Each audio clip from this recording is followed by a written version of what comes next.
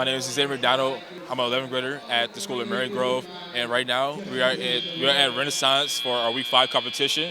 And this is Leon. At our Wayne State competition, we had a lot of challenges with our robot. We proceeded to knock them all out and fix them. And with the 2 week span that we had of free time, we spent a lot of time meticulously upgrading our robot to make sure that it's more reliable and can perform to a more higher extent. At the Wayne State event, we also won the first Impact Award. We are the second Detroit team to win the first Impact Award and the first DPS CD team to win it. One of the main focuses, like overall, kind of excluding the game elements, is just simplicity. We knew that when you get complex, the robot's harder to make, it's harder to fix. So we want to make it simple but functional. So we decided to focus on what would be the best and would be most vital for the game itself, which is why we focus is more on the speaker and the amp and climbing.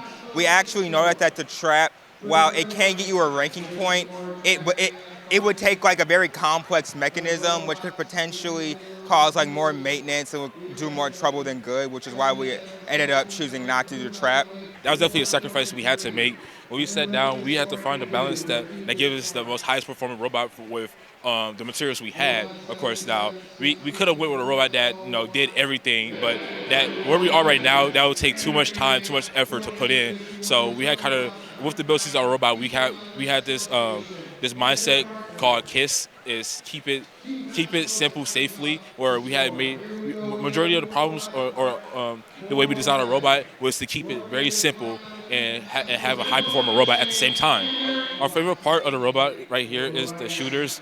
We had with the two wheels on top that configuration because we figured out that was like the best and most effective way for notes to be propelled. And you can see this is on a pivot, and there's a small little gear right here, so it pivots up and down, and this allows us to have auto alignment with our shots, so you can have those distance shots instead of shooting close to the speaker. The thing I like the most is the things I learned, especially like with expertise of like learning multiple different skills. Like I'm a part of mechanical. I'm a mechanical lead, so I'm doing a majority of like the fabrication process of the robot and like designing.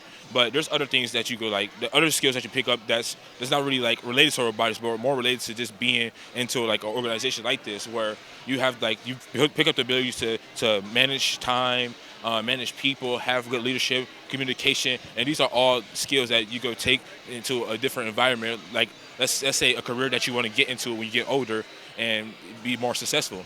Something that we set out at the beginning of the season is that we wanted to get to Worlds. So like yeah, we're pumped. We're gonna like when we yeah, we're obviously gonna do our best, but like we're really gonna try and go that extra mile to get to Worlds. We are part of the Motor City Alliance, which is a 501c3 nonprofit whose goal is to just kind of spread and strengthen first in Detroit. So because of that, we like hold events like the STEM Day at the Velodrome we had somewhat recently, and we have these Motor City Alliance help meets to both like help current Detroit FTC and FLO teams, and we're starting to expand that reach to FRC teams to like help them grow and do better in these competitions. But we also like have we had like a Motor City Alliance Fest at our school last school year just to like get more kids into first in Detroit, because like this is a great experience. It gives you those hands-on tools for engineering, and I think it's just something that everyone should really be able to experience to the full extent.